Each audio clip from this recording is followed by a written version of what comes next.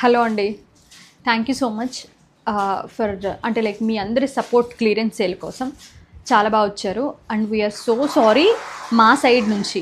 అంటే like online ఇవ్వలేకపోయాము, ఆన్లైన్కి రెస్పాండ్ అవ్వలేకపోయాము. We are so so so sorry for that. నిజంగా అండి. అంటే మీరు ఒక నిమిషం మీ టైం వెచ్చించి మాకు మెసేజ్ పెడితే మేము రిప్లై ఇవ్వకపోవడం అనేది డెఫినెట్గా అది ప్రొఫెషనలిజం అనిపించుకోదు. ఎట్ ఎనీ కాస్ట్ మేము రిప్లై ఇవ్వాలి. అది మేము ఎలా రిప్లై ఇస్తాం అనేది నేను ఆ లెటర్ ఈసారి ఎలా ఇస్తాం అనేది ఇప్పటికైతే ఇవ్వలేకపోయాం. We are so so so sorry.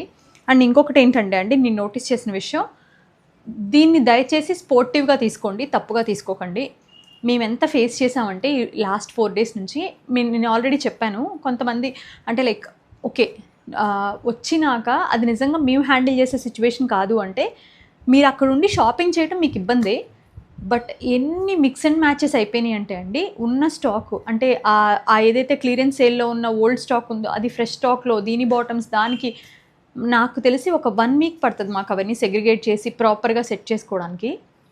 డెఫినెట్గా అండి ఇబ్బందే, మీకైనా ఇబ్బంది మాకైనా ఇబ్బంది. కానీ మన వల్ల ఇంకొకరికి ఇబ్బంది అవ్వడం అనేది నా సైడ్ నుంచి నేను రిగ్రెట్ ఫీల్ అయ్యాను. ఎవ్వరు క్లియరెన్స్ సేల్ పెట్టినా ఒక తాకిడైతే ఉంటుంది, అది నేను నోటీస్ చేసింది. ఇదేం పెద్ద ఒక రకంగా అది ఒక మార్కెటింగ్ టెక్నిక్ లాగా చేసి ఏది వదిలించుకోవాలనుకుంటున్నామో అదంతా క్లియరెన్స్ సేల్ అని చెప్పి మిమ్మల్ని టెంప్ట్ చేస్తున్నాం. అది నేను చాలాసార్లు నోటీస్ చేశాను. బట్ నేనైతే అలా చేయలేదు.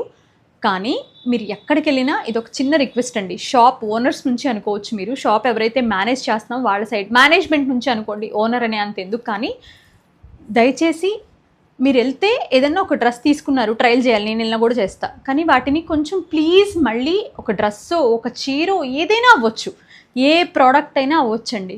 దయచేసి దాన్ని మళ్ళీ అలా ర్యాక్లో పెట్టేంత నీట్గా కాదు, కానీ ఒక సెట్ వైజ్ అట్లీస్ట్ ఫోల్డ్ చేసి అక్కడ పడేస్తే మాకు ఇబ్బంది ఉండదు. దుపట్టా ఒక దగ్గర, టాప్ ఒక దగ్గర, బాటమ్ ఒక దగ్గర పెడితే end of the day sales persons కూడా మనుషులేనండి. వాళ్ళు పడుతున్న ఆవేదన ఈ లాస్ట్ 3-4 days నుంచి నేను అంటే లైక్ నేను వెళ్ళలేదు అసలు షాప్కి, ఎందుకంటే వెళ్ళలేక. అది చూస్తే నాకు అంటే యాజ్ ఏ పర్సన్ నాకు అది ఎక్కడ ఉండాలంటే అక్కడే ఉండాలనే టైప్ నేను. అది ఇంకా నాకు ఎలా ఉంటుందంటే నేను అక్కడ నేను అరవడమో లేకపోతే నేను ఏదో ఒకటి చేస్తాను అని చెప్పి నేను అసలు వెళ్ళలే.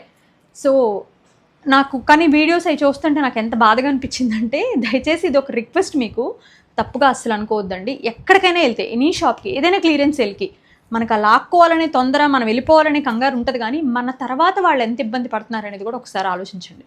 అంతే.